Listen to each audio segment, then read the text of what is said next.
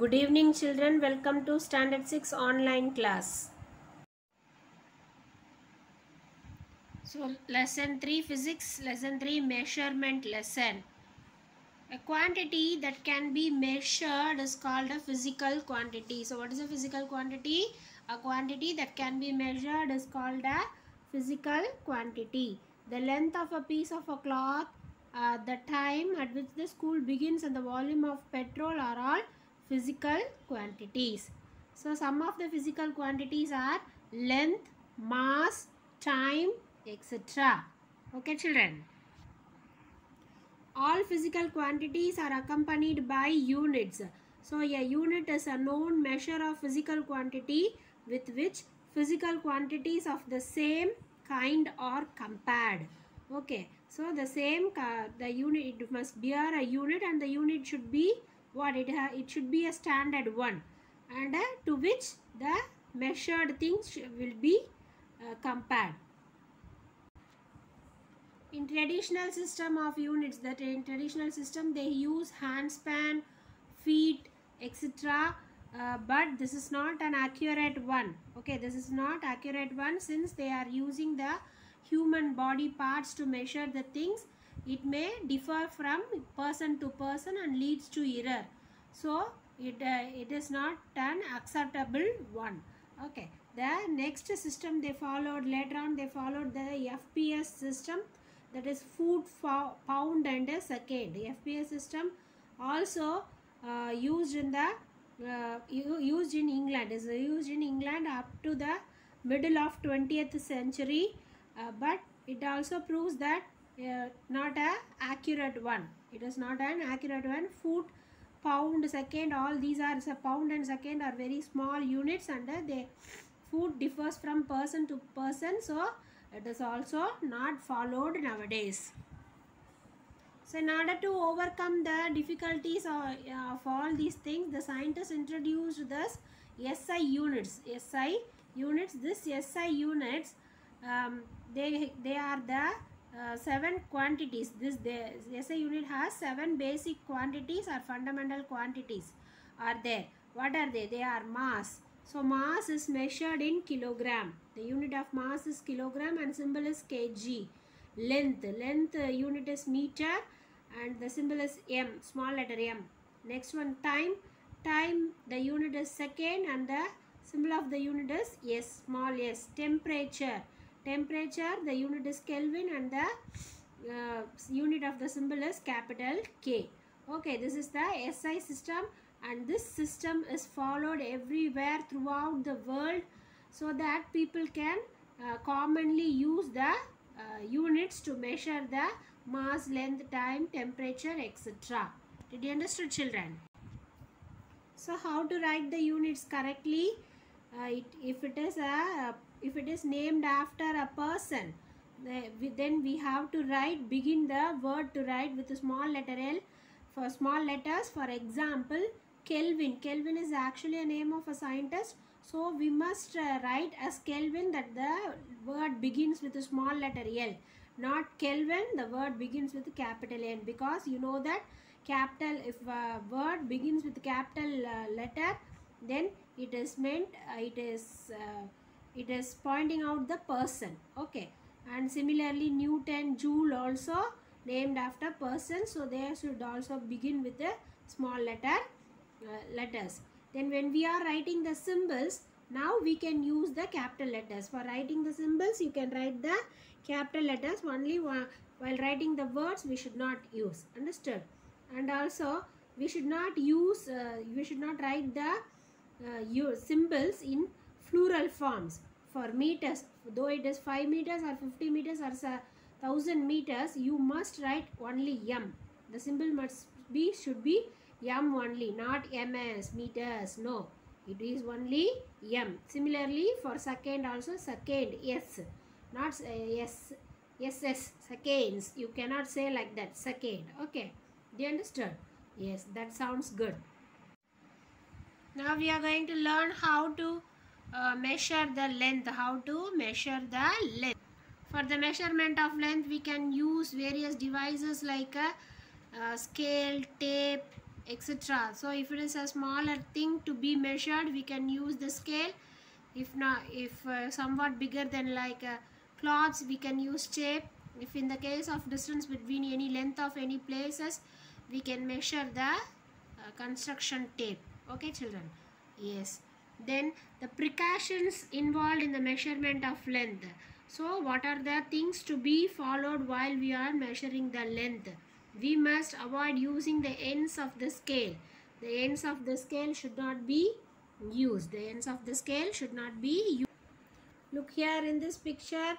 See, from 2 they are starting, isn't it? The graduation scale starts from 2 centimeter. So like that, the edge should not be used. Instead, some reading should be kept at the edge of the object to be measured. This is the object is measured. So the edge of the object coincides with some numbers on the scale. That is the correct way of measuring the length of a substance. Okay children. The next one is we have to place the scale properly. The placement of the scale is also a matter there. You should keep the scale parallel to the object to be measured. Parallel to the object to be measured. You cannot keep like this.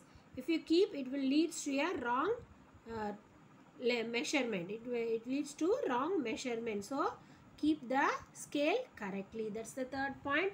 And the next one you should keep in mind is place your eyes correctly. How to place your eyes correctly? While you are taking the reading, your eyes should be vertically above the reading. Vertically above the reading. You should not stand on the sideways and take the readings. Okay, see here the lead's length, pencil's lead is taken. The length of the pencil's lead is taken. So the tip of the lead and the eyesight should be parallel. That is vertical to each other, straight to each other. You cannot keep your position here and there. So it may lead to error, and that error is called as parallax error. And that error that which caused due to the misplacement of the eye position, that error is called to be parallax error. Do you understood children how to take the measurements accurately, measure the length accurately children? Yes, good. So far we have discussed the length, how to measure the length of the objects. In all those cases we have measured the length of the straight objects. Now we are going to follow some indirect methods to find the length of differently shaped object. For example, here we are taking a ball. How to take the length of the ball? To measure the diameter of a ball, place it between two blocks. Place it between the two blocks. Place a scale against the block as shown in the figure. So you keep a scale here like this, then read the position of the inner edge of the each block on the scale. So you must note the readings. See what the blocks end by here. What's the length here?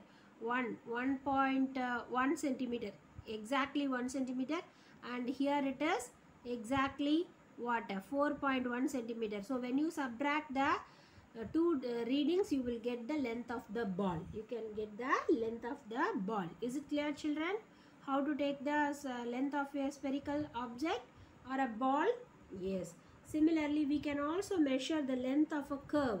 Length of a curve, how can we do? See, this is the teacup, isn't it? So it appears to be curved. How can we measure the length of this curve?